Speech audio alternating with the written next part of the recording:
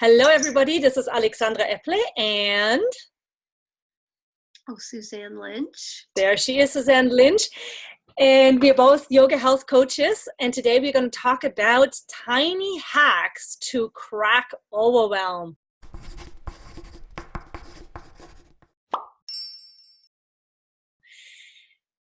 Another big thing in our society, overwhelm, oh my God, and then feeling nervous and anxious because we have so much to do and our to-do list is so long, it seems just we can never get to the bottom of it. And you know what? The truth is the to-do list will never be empty. I mean, it's very extremely unlikely that the to-do list will ever be empty. But there's things we can do so we actually don't feel overwhelmed and we get more productive, more efficient, and more together in our minds. And that's what we're going to talk about today. So let's dive right in, Suzanne. I totally want to hear what your tiny hacks are because I'm sure I can learn something here. Okay, and I'm a person who spent a lot of my life in a room until I realized really what was going on. And so the big first step for me was to start noticing when I felt overwhelmed. And when I really looked, it was a lot of the time. You know, there's so much to take care of at home. There's so much to take care of at work, just like you said. And so it was really profound for me. It's a tiny hack, but I think it is the most powerful, is to notice when you are in overwhelm, like find what does that feel like? What's that state like? And then say to yourself, I have a choice. I don't have to go into overwhelm. And for me, I really had to look at overwhelm as a habit and a choice. It was a tendency that I had that maybe I've had, since I was a kid, probably. So it was a very strong pattern. And I began to recognize it, and then I began to get a little edge of freedom and say, I'm not going to go into it. And it was powerful to me to start making a plan. So that is, I love what you're saying. Like you're noticing your MO and then you're deciding, I don't want that MO any longer. I love that so much. So true. Right. Because you will go on to talk about your plan because I think you were going to say something about planning or making a plan. Right. I think I was contributing to my own overwhelm by having plans that were way too ambitious. Like I was contributing to overwhelm with my plan. And so I needed to scale down and do, the essential things of what needed to get done in that day. And I needed to put in self-care so that I had, I could retain my perspective, my optimism, my well-being was taken care of. So I needed to get really clear about what were the essentials that were important, and that really helped to make it was like a doable plan, a plan that could actually be executed. And what I like to do, I like to make a little cross here, and then I like to write things that absolutely need to get done today, things I can delegate, things that can wait, and things I can scratch. And if I get into overwhelm, I'm like, okay, obviously I have too much on my plate. Where can I put these things? And very likely when you start writing it down, you notice, oh my God, there's so much I don't have to get done right this second. And actually there's a lot of things I can maybe tell my kids to do or my husband to do or my coworker, ask them to help me, or I could hire someone or whatever the thing is, and things, and some things can just wait. Right. Maybe some of them don't even actually need to be done. It's like I remember once I had moved with my family, and there were boxes all over the house, and the kids had gone to school and my husband was at work, and I was not feeling well. And when you see towering boxes, there's, a tendency to go into overwhelm, well, at least for me. And I remember at the time, I remember my spiritual director said to me, let the boxes wait. They'll be there. And it was like, I was like, oh, she's right. And I just remember that, I just probably spent a week reading a book, like on the couch. The couch didn't need to be unpacked. And that, looking back, like that really helped me get out of overwhelm and to rest, which is really what I needed at that time. And then I was able to proceed, and the boxes got unpacked, eventually. And I can relate to that a lot, because when I was in my I was in my late 20s, actually. I was in India, and I was staying there for 6 months, and I was living in this apartment. And then this Korean lady moved in with me in this apartment. And I was at that time in my life, I was very much an achiever and a doer. And I was this German thing. And, you start a task, you finish the task, there's no pausing in between.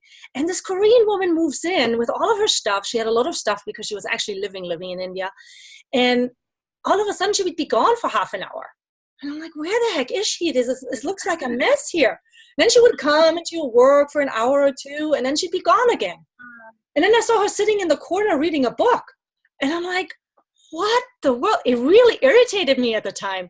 And then I realized, oh my God, she's doing this so she creates ease for herself, and she doesn't burn herself out and go into overwhelm, basically.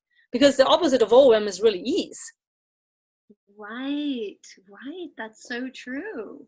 And that's a really good example of a task that it's like how are we going, the task of unpacking after a move, or how are we going, at the task of living our lives?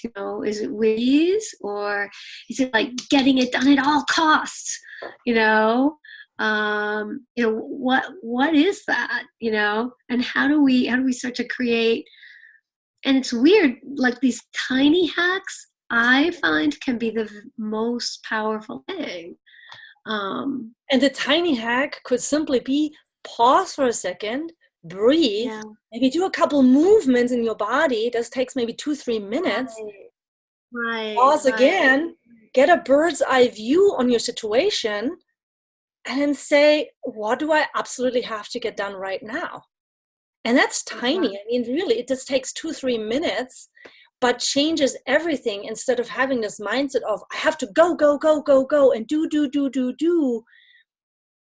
And I remember there's this one quote that says, an hour of planning saves 3 hours of execution. Wow. Yeah, that's really true. And it takes us out of a reactive way of moving through life, reacting to everything, to being able to respond to a situation more appropriately, I think. Because it's like when you're in overwhelm, you probably don't have access to, all of your strength and wisdom, and it's a stressed out situation, so you won't be at your best. Yeah. So, right, like an hour of planning can save 3 hours on execution. So true. The other thing I find really helpful is just do a brain dump when I'm overwhelmed. So if I come to my desk in the morning, say, and there's so much going on, and I made the mistake of first checking my email before I actually start working, that's a mistake I sometimes make still. I get overwhelmed. I'm like, oh my God, all these people want something from me. I just start making a brain dump of like, okay, this is what I think I need to do. Write it down. And once it's written down, actually already my overwhelm went down from like a 5 to a 2 or whatever it was. Right. And so just simply like getting it out on a piece of paper is really, really effective.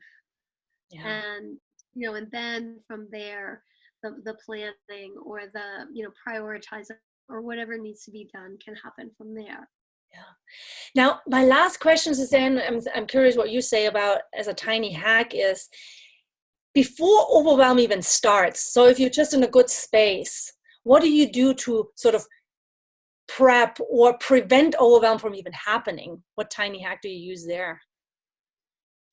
Well, now it's weird, but I think ideally I can start to access. I think I have been able to access. It's like a mental attitude of more trust. Mm. That's that's a really big deal for me, because when I'm not trusting, myself or the universe, or um, like there's a level of frantic overwhelm that happens, and I I don't know I don't even know how I began to access that, but I think, and this might be helpful for people, I think sometimes when patterns get really they get really strong. They are very strong. You see them, and then you can do something about it. So I had a really painful amount of overwhelm going on, and that enabled me to look at it and actually see it. And then, I think I started to see how much I wasn't trusting myself or trusting cosmic intelligence, and how part of my overwhelm was, I was trying to run the universe, like, It's almost, as it comes that. down to realizing that you are not the doer, but you are just the vehicle of something that has to get done. And you were mentioning Right. that you don't know how you got there. I reflected on that a while back, how I got there, because I honestly don't go into overwhelm very often anymore. I really am feeling like I'm in this flow, in this ease place.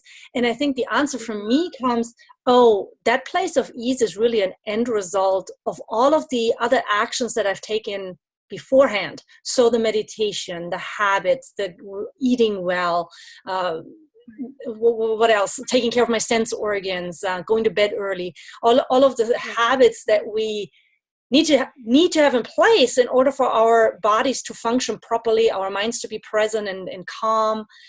And I think, yeah, for me it's the end result of all of these other actions that I've Right. taken. Yeah. That's a really good way to put it. And you start trusting your body. You start trusting the rhythm of the day. You start you start sleeping at night. That's really great.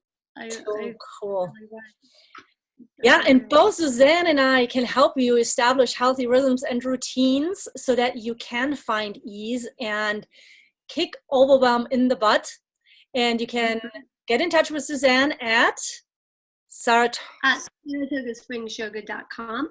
That's right. And you can get in touch with me via alexandraepple.com. Thanks for watching. Bye for now. Thanks. Bye-bye.